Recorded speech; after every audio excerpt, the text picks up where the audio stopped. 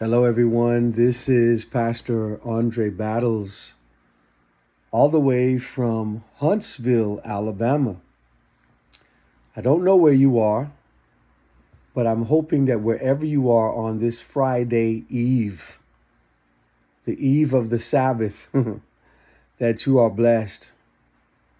I'm 41 years old, and I'm in my second marriage. Wow.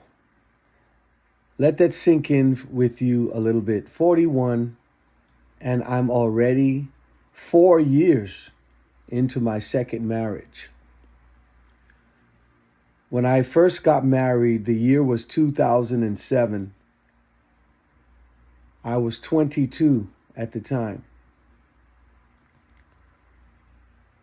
And I remember that right before that time, I decided that I was going to give my life to God fully, because I was out in the world drinking, smoking, having sexual partners by the many. I had many sexual partners. And I remember I was going through an experience one night, and I had gotten high. I had smoked some marijuana. And I want you gentlemen to really hear me, especially you gentlemen who are divorced, you gentlemen who are shy and don't want to share your struggle or what you've gone through. You are being taught by society that you got to be silent because men must be strong, It's okay to tell the truth about what's hurting you. Let my story help you to open up. I smoked this marijuana with a friend and his girlfriend at my apartment. Again, the year was 2007. This was before I met my first wife. And I remember that the individual that gave me the drugs had manipulated the drugs with embalming fluid, which is what you put in dead bodies to cremate them. And it's a hallucinogen. It makes you trip out even more so than marijuana will. He didn't tell me that he had dipped the marijuana cigarette in this substance, but I knew that he did because I had smoked a lot of marijuana up to that point. Although I was a late bloomer, I didn't start smoking weed until the year 2006. And the story that I am carrying you through now took place in 2007. But I remember I immediately realized that something wasn't right. Marijuana makes you feel a certain way. But what I was experiencing was deeply disturbing. I would see images, I felt and heard voices. I was afraid. And I knew that what I had smoked was not normal marijuana. Out of fear for my life that night, I'll never forget it. After we smoked, the friend and his girlfriend left me. And I tried everything to shake this feeling off of me. I jumped in the shower. I tried to get busy with other things to keep my mind occupied. Nothing was working, right?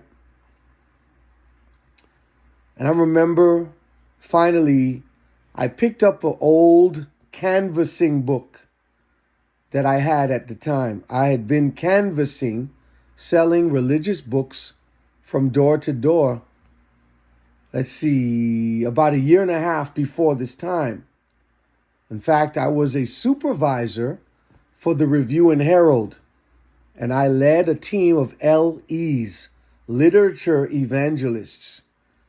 And I had the copy of a book that we sold, which was, again, Peace Above the Storm. And it is truly Steps to Christ. It's just a modified version with illustrated images scriptures. It's the same book as Steps to Christ, just a little more condensed, not the entire Steps to Christ. And it had pictures and things of this nature. And I still had, at this time, a copy of this book. And I remember that when I got a hold of this book, I started reading and the scripture popped up. The scripture at the time was Psalms chapter 4, verse 8. David speaking, and he says, I will both lay me down in peace and sleep. For thou, Lord, only makest me to dwell in safety. I was turning through the pages of the book, Peace Above the Storm. And that is what I landed on. I know it was God. Like I said, I was hallucinating badly. I was deathly afraid. I was nervous. I opened the book to that particular page. And it was that night that I gave my life to God, right? At least that time around, I gave my life to God.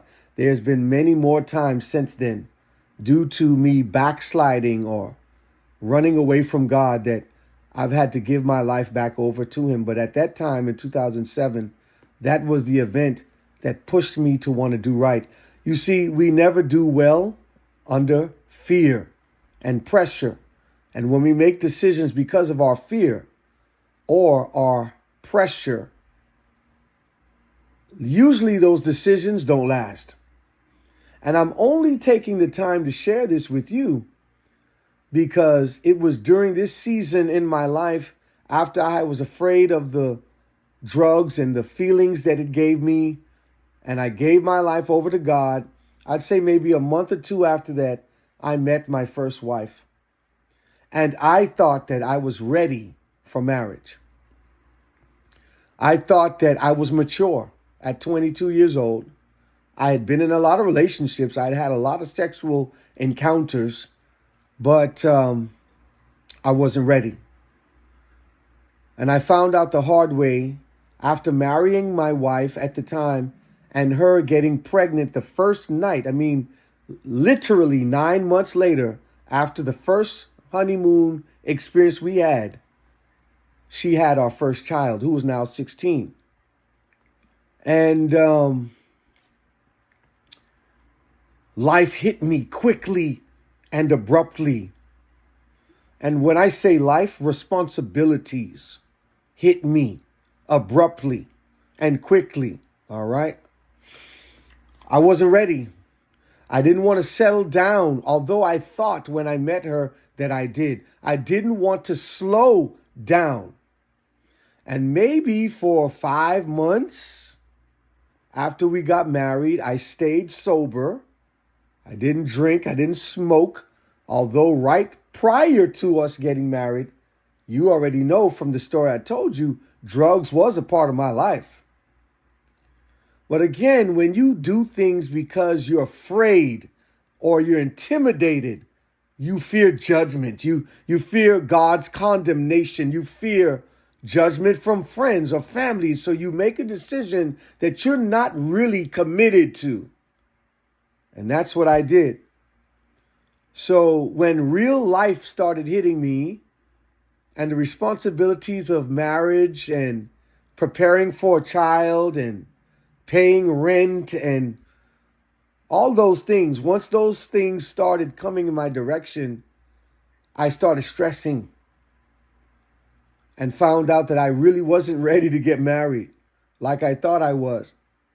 And it showed. Because like I said, within 5 months, I was back on drugs. And for about a month, I was able to hide it from my ex-wife because she was naive. She didn't grow up in a house where her father drank, smoked. In fact, her parents, well, her mother, who's still alive, her dad at the time when I met them and married her, were very strict present truth Seventh-day Adventists. And I'll explain that at another time what present truth is, if you don't know. Very strict Seventh-day Adventists. I mean, in their diet, in their lifestyle, everything. They love Ellen G. White's writings, and I do too. Please don't misunderstand me. But I think sometimes the present Truth Seventh-day Adventist group can put Ellen G. White's writings above the Bible. She is a commentary, a ride along. She is not a replacement. And that's where I think they have gone overboard. And they are a bit too zealous for some of the writings of Sister Ellen G. White. I do not have a problem with her. Let me make that clear. I'm not one of those Seventh-day Adventists that don't believe in our prophet. I believe in Sister White. But I'm saying that they were very strict, my former in-laws. Just the pressure of that, I started adopting their beliefs and their strictness in their beliefs because I was already a Seventh-day Adventist. I changed my dress code. I changed my diet, right? Not that any of this was bad, but it took the place of a relationship with God. And that's what I'm saying. We do these things out of fear. And we think that changing our diet is going to replace an actual relationship with God. And men, I told y'all, I want y'all to listen. I know the ladies are already listening. Men, don't check out of this conversation. Stay with me now. Stay with me. Stay with me. Pay attention. I know this is not a soccer game, but this is real life, and this is going to help you. So, never do anything because of fear. Fear is not of God. And when I met my wife at that time, my ex-wife, I jumped into that marriage thinking that I was committed. 5 months in, I went into drugs.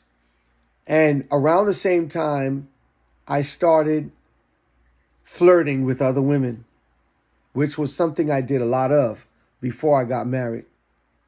Met a young lady. I was on probation in Tyler, Texas, where I was living before I met my ex-wife.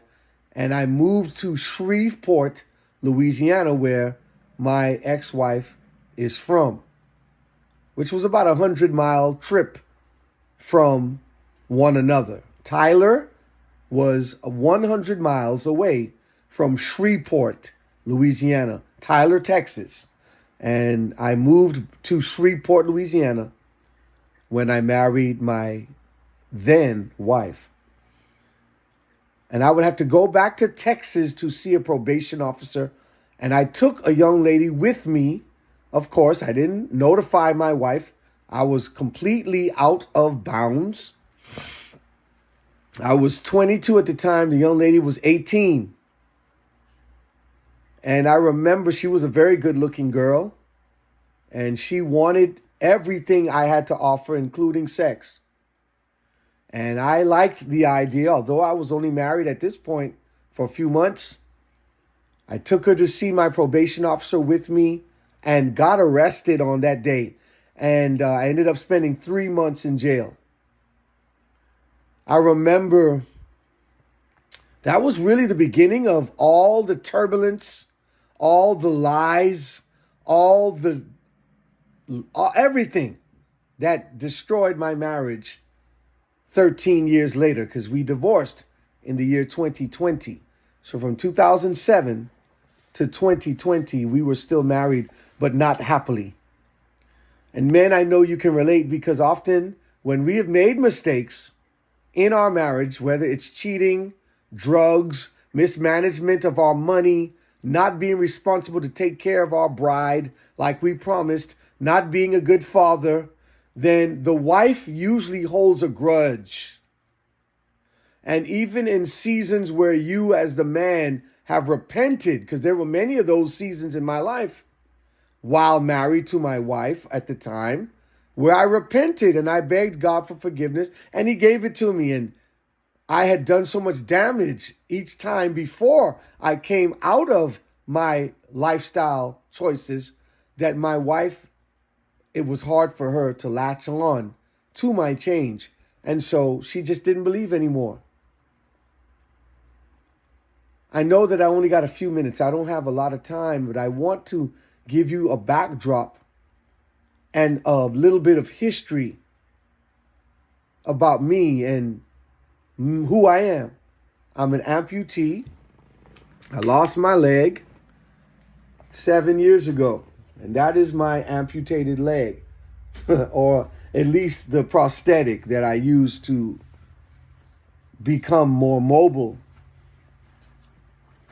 And I'm a dialysis patient, former drug addict, and all of these things I was deeply into. Should I say the drugs and the alcohol I was deeply involved in during my first marriage. So when my first wife decided that she had enough, and in the year 2018, she decided that she was no longer going to be intimate with me, and she decided that she was going to have relations with another gentleman who she met on the internet, well, that was the beginning of the end, and it was the beginning of much sorrow for me, because I had decided at the year 2018 to give my life back to God. But the damage in my marriage had been done, and she had had enough. And so it can be hard, especially for men. And I say this because, this is a platform where you guys are dealing with your divorces and dealing with broken marriages and hurt hearts. And I know it's difficult. Yes, for you ladies too. I'm only focusing on the men because I know the men have a harder time with exposing their hurts and their pain. Because men go through things too. Now, we are taught as men to gloss over what we're feeling. But the reality simply is that what we're feeling is important, because the scripture says in Psalms chapter 34, verses 18 through 20, the Lord is close to them that are of a broken heart, and save such as be of a contrite spirit. Many are the afflictions of the righteous, but the Lord delivers him out of them all. He keepeth all his bones, and not one of them is broken. Now you say, I hadn't been righteous. I was cheating in my marriage, or I was selfish in my marriage. It was all about me in my marriage.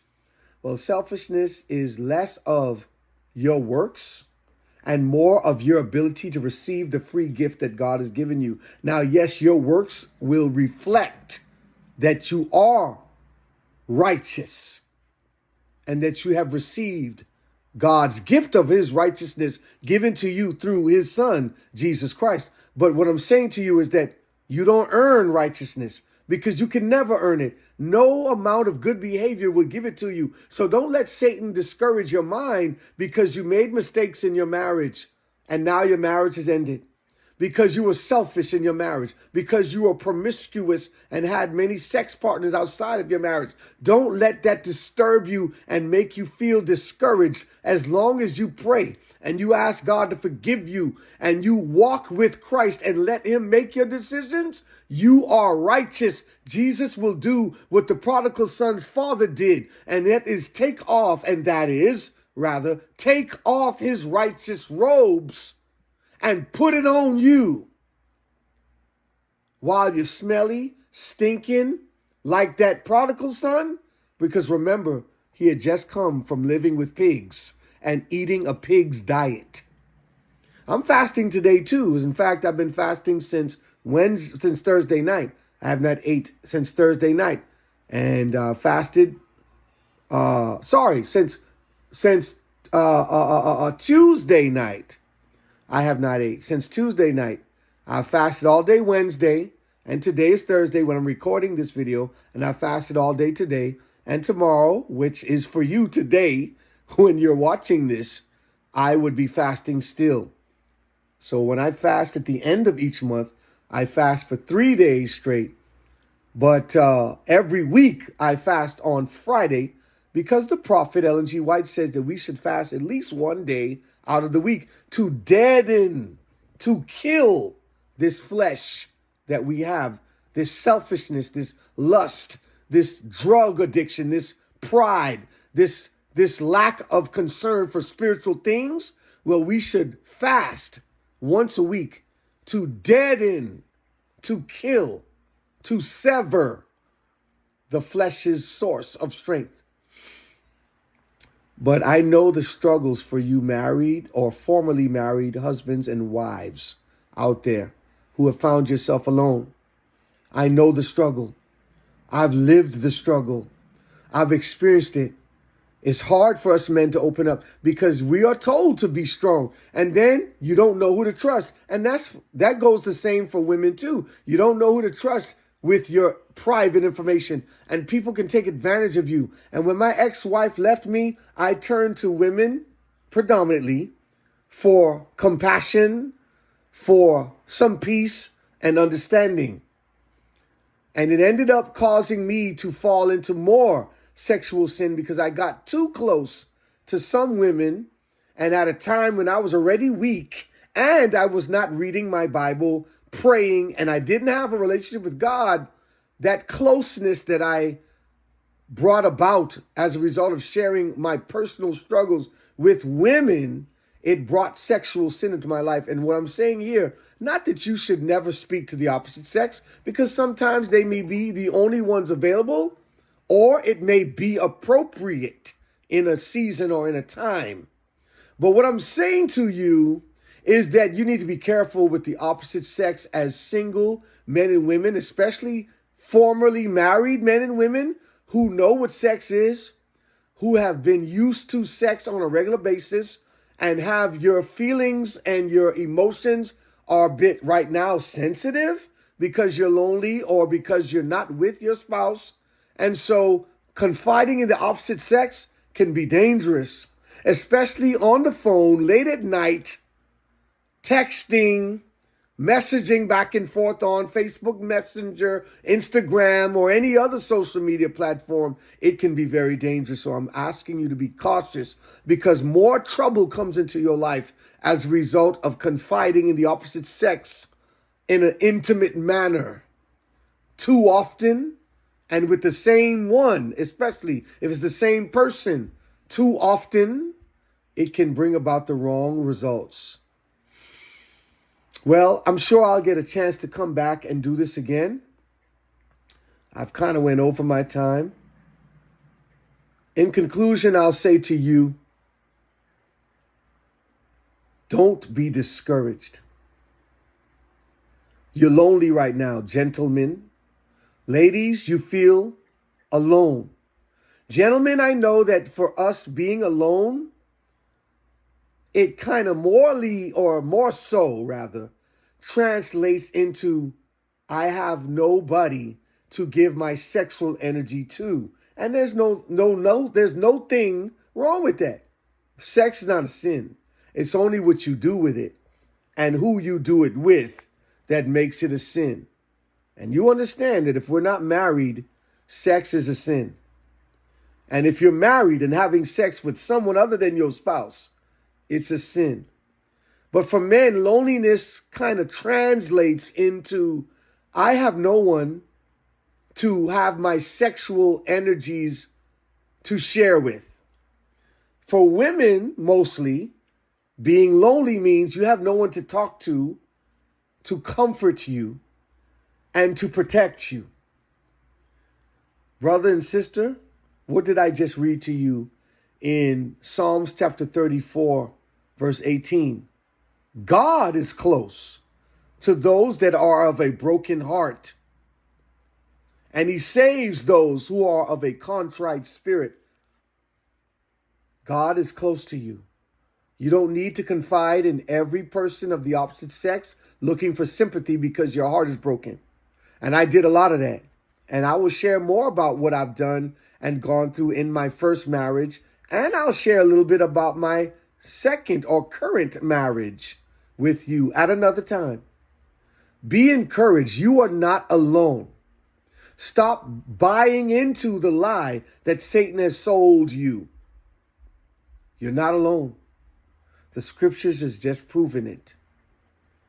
Be blessed, and I pray that this message has been a blessing to you. I pray that you would get with Sister Alexia. If you want my phone number, if you would like to talk, if you need some counsel, she can give it to you.